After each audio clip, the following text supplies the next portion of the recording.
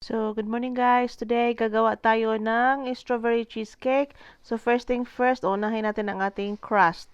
So, I'll be using 180 grams Marie biscuit, okay? I-blend natin siya guys para magkaroon tayo ng crust for our base, okay? Let's start!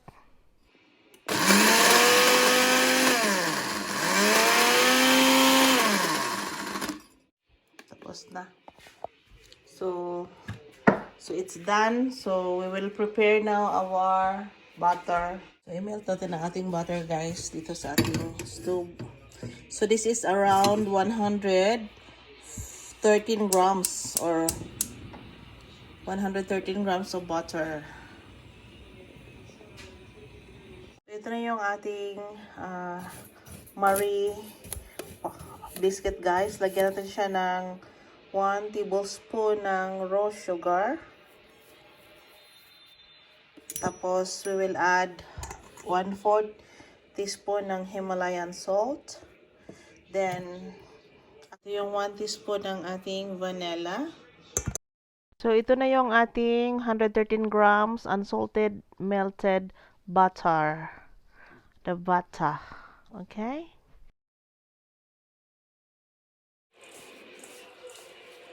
So, merong medyo malaki-laki, hindi na, so, okay lang yun. I-incorporate natin siya, guys. So, ito siya, guys, oh.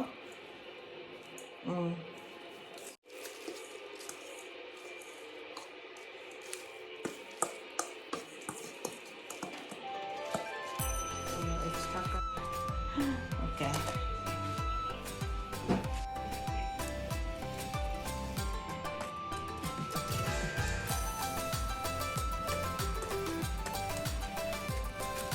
We'll put this one guys to our fridge 30 minutes to 1 hour. Ito siya. So I'll be using 500 grams ng strawberries.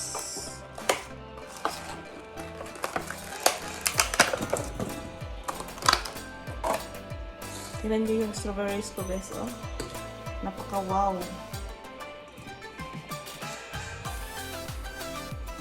Mag-ano tayo guys, mag-set aside tayo pang pang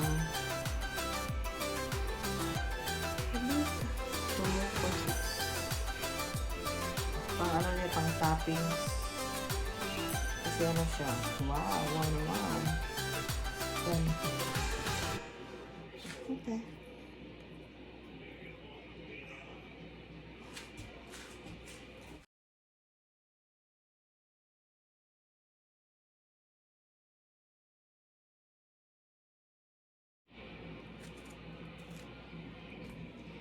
Yan natin din guys ng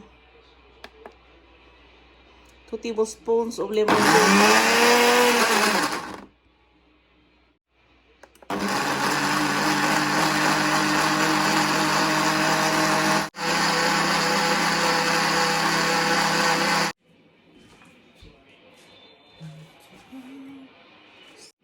Strawberry natin guys ha, with 2 tablespoons of lemon juice.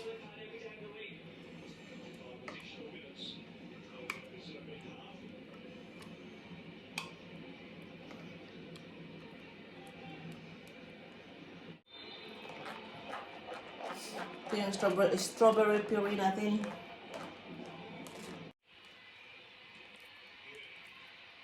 Aside muna natin ito guys.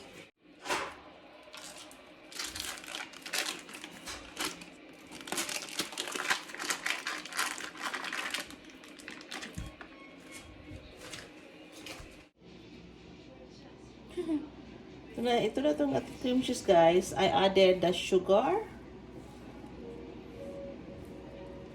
So ito na siya. We will get now our cream, thickened cream. Our thickened cream. Dapat guys ha, chilled sila.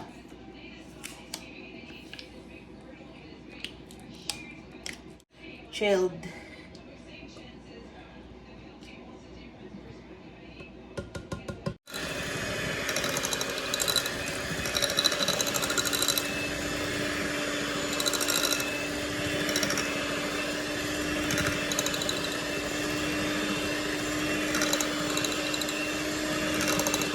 We will add our other ingredients, guys.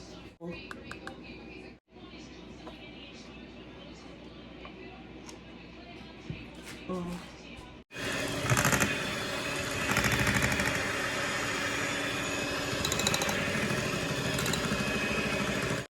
So guys, ito na yung ating strawberry puree.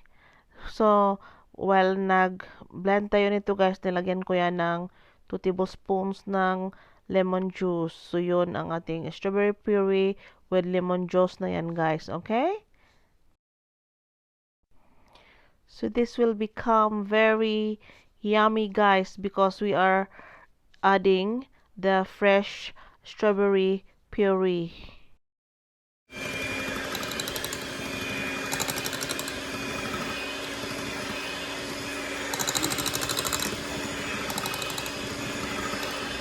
Wow.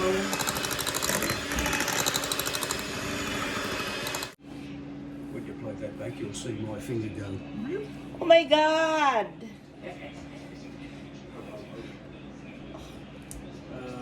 Tingnan nyo guys. So I'm not going to add food color on this. Strawberries color.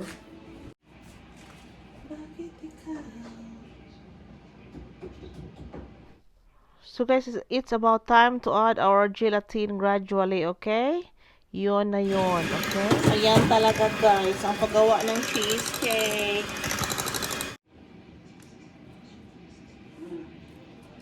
So ilagay na natin ito guys sa ating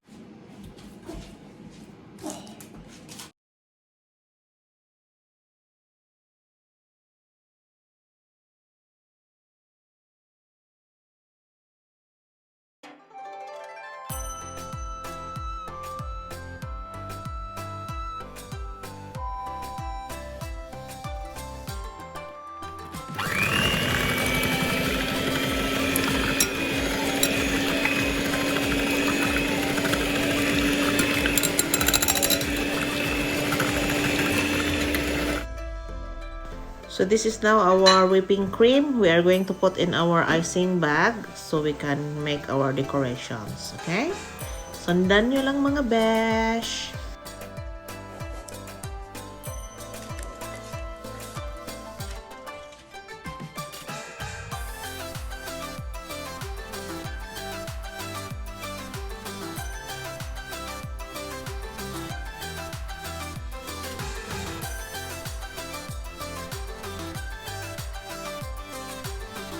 So,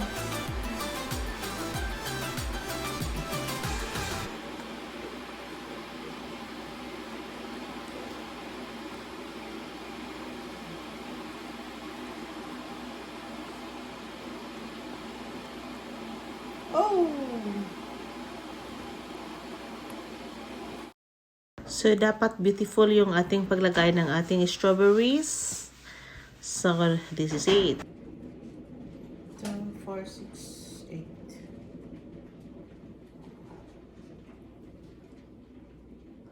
So this is now our final product, our strawberry cheesecake. So guys, this is now our strawberry cheesecake, no bake, and this is now our final product. If you haven't subscribed yet to this home, please do subscribe. Hit nyo na rin ang notification bell para updated kayo sa susunod kong mga videos. I will link my recipe down below, and thank you for watching everybody, and I hope you learned something out of my preparations or making this strawberry cheesecake, and I hope to see you guys on my next videos. Thank you for watching. This is Tess Home. It's a joke. I mean, it's okay. Can I drop it on the table? Product, guys. No? Can you drop it on the table? No. No, don't. Flick it and catch it? No? Okay. Make a joke. No joke? Oh, nicely done. Ano mo ba? Gamay na nalugot mo konti. Oh! So that's our final product, guys.